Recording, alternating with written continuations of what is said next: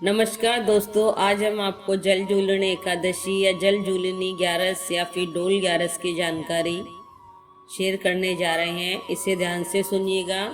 जल झूलनी ग्यारस क्या है, क्यों मनाई जाती है, इसके व्रत का क्या फल मिलता है, व्रत और पूजा के पश्चात क्या कहानी सुनी जाती है, सारी जानकारी आज इस वीडियो में हम आपके साथ शेयर करने जा रहे हैं। तो पूरा वीडियो अंत तक जरूर देखिए। हिंदू धर्म में प्रत्येक ग्यारस का अपना एक अलग महत्व है और भाद्रपद मास के शुक्ल पक्ष की एकादशी, इसे ही जलजूलनी एकादशी या फिर डोल ग्यारस के नाम से जाना जाता है।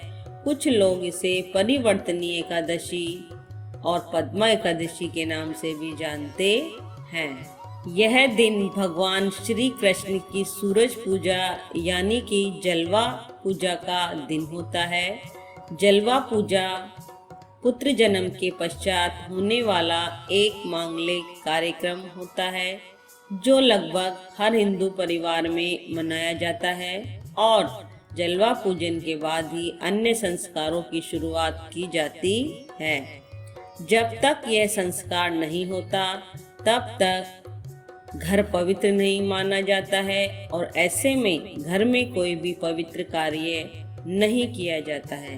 तो जल झूलनी ग्यारस को भगवान श्री कृष्ण की जलवा पूजन के रूप में मनाया जाता है। इस दिन संध्या काल के समय भगवान श्री कृष्ण की प्रतिमा को झांकी के रूप में मंदिर के नजदीकी किसी पवित्र जल स्रोत पर ले जाया जाता है और वहां उन्हें स्नान कराया जाता है। उनके वस्त्र धोए जाते हैं और फिर वापस मंदिर में लाकर उनकी पूजा की जाती है। लगभग सभी मंदिरों में से भगवान की झांकी पूरे शहर में बाजार में घुमाते हुए किसी पवित्र जल स्रोत, नदी या तालाब तक ले जाया जाता है।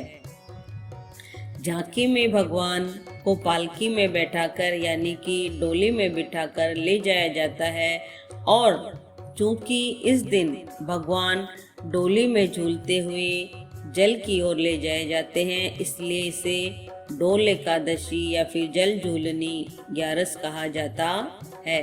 इस दिन के संबंध में एक प्राचीन मान्यता यह भी है कि भगवान विष्णु इस दिन शिव सागर में अपनी करवट बदलते हैं और इस बदलाव के कारण इसे परिवर्तनीय एकादशी का नाम भी दिया गया है। इस दिन भगवान विष्णु के वामन रूप की पूजा की जाती है और इसलिए कुछ लोग इसे वामन एकादशी के रूप में भी मनाते हैं।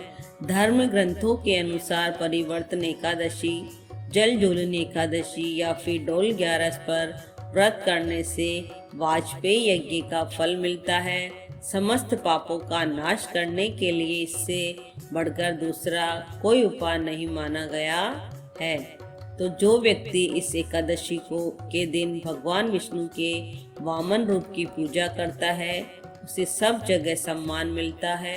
इस व्रत के बारे में भगवान श्री कृष्ण ने स्वयं युधिष्ठिर से कहा है कि जो भी इस दिन कमल नयन भगवान का कमल से पूजन करते हैं वह अवश्य ही भगवान के समीप जाता है। जिसने भी भाद्रपद शुक्ल पक्ष एकादशी को व्रत और पूजन किया है उसे ब्रह्मा विष्णु सहित तीनों लोकों का पूजन कर लिया है। इसलिए इस एकादशी का व्रत अवश्य ही करना चाहिए। पूजा के बाद जल झूलनी एकादशी व्रत की कथा जरूर सुननी चाहिए। कथा इस प्रकार है।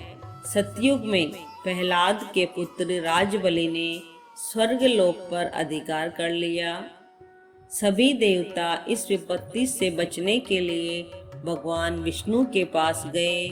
तब भगवान विष्णु ने कहा कि मैं स्वयं देव माता अदिति के गर्भ से उत्पन्न होकर तुम्हें स्वर्ग का राज्य दिलवाऊंगा। कुछ समय पश्चात भगवान विष्णु ने वामन अवतार लिया। एक बार जब बलि महान यज्ञ कर रहा था तब भगवान वामन बलि की यज्ञशाला में गए।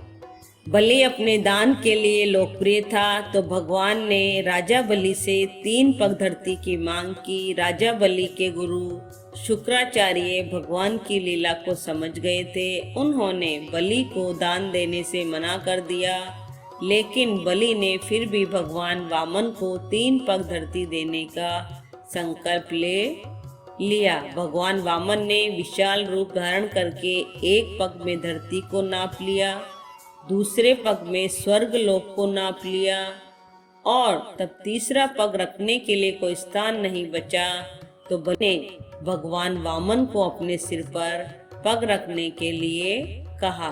बलि के सिर पर पग रखने से वह पाताल लोक तक पहुंच गया। बलि की दानवीरता को देखकर भगवान ने उसे सुतल लोक का स्वामी भी बना दिया है। भगवान वामन ने देवताओं की सहायता करके उन्हें स्वर्ग का सुख दिया, और इसलिए इस दिन भगवान वामन की पूजा की जाती है। आपको ये कहानी कैसी लगी? इसे लाइक कीजिए, सब्सक्राइब कीजिए और बने रहिए चैनल के साथ। जय जय श्री राधे।